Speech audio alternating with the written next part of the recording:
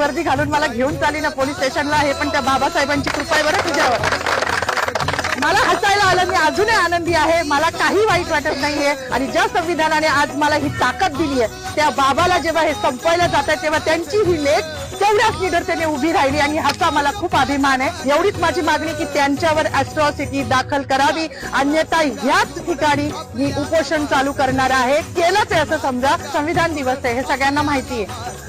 कुठल्या पण महापुरुषाने कुठल्या विशिष्ट जातीसाठी काम नाही केले आणि त्याच्यामध्ये स्त्रियांसाठी ज्यांनी काम केले ते माझ्यासाठी पुनर्जन्म देणारं व्यक्तिमत्व आहे। मग ते महात्मा फुले तर आहेच, ज्यांनी शिक्षण दिलं, त्यानंतर रघुनाथ कर्वे ज्यांनी संतती नियम देऊन स्त्रियांचं आयुष्य सुकर केलं, आणि तिसरे म्हणजे जे कायमच ज्यांना पिढ्यानपिढ्या त्यांचं ऋण फिटणार नाही असे डॉक्टर बाबासाहेब आंबेडकर, ज्यांनी हिंदू कोड बिल, म्हणजे आज मला शोकांतिका आहे की मी जेव्हा जय भीमचा नारा लावला तेव्हा मला पोलीस स्टेशनला घेऊन येणारी जी महिला होती तिला पण म्हटलं, बाई आज तुझी वर्दी घालून मला घेऊन चालली ना पोलीस स्टेशनला, हे पण त्या बाबासाहेबांची कृपा आहे बरं तुझ्यावर।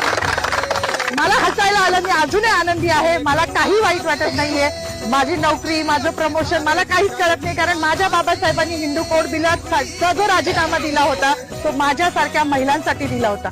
त्यांना माहिती होतं का भविष्यात माधवी जाधव जन्माला येणार आहे नाशिकमध्ये आणि ती माझ्या अस्तित्वासाठी लढणार आहे, नव्हतं माहिती, पण आमचं अस्तित्व निर्माण व्हावं। आज ज्या बसल्या आहेत ना तिकडे मंत्रिमंडळात डोक्यात पदर घेऊन निवडणुक्या पुरत्या, त्या पण बाबासाहेबांच्या जीवावर बसल्या आहेत। नाही तर विशिष्ट जातीने तेच काम करायचं असं लिहून ठेवलं होतं। चूल आणि मूल याच्या पलीकडे ह्यांच्या संविधानानुसार कुठला वाव स्त्रीला नव्हता। आणि ज्या संविधानाने आज मला ही ताकद दिली आहे, त्या बाबाला जेव्हा हे संपवायला जातात तेव्हा त्यांची ही लेख तेवढ्याच निडरतेने उभी राहिली आणि ह्याचा मला खूप अभिमान आहे। जास्त काही बोलणार नाही। गिरीश महाजनांनी जो बाबासाहेबांचा अपमान केला आहे तो भरून निघण्यासारखा नाही, म्हणजे त्यांच्या दृष्टिकोनातून पाप धुवायला आता कुंभमेळा येतोय, तिथे जरी त्यांनी नदीत आंघोळ केली तरी तो धुतला जाणार नाही, इतकं मोठं पाप त्यांनी केलेलं आहे।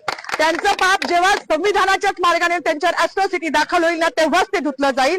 एवढीच माझी मागणी की त्यांच्यावर अॅट्रॉसिटी दाखल करावी, अन्यथा ह्याच ठिकाणी मी उपोषण चालू करणार आहे। केलंच आहे असं समजा, जोपर्यंत त्यांच्यावर अॅट्रॉसिटी दाखल होत नाही।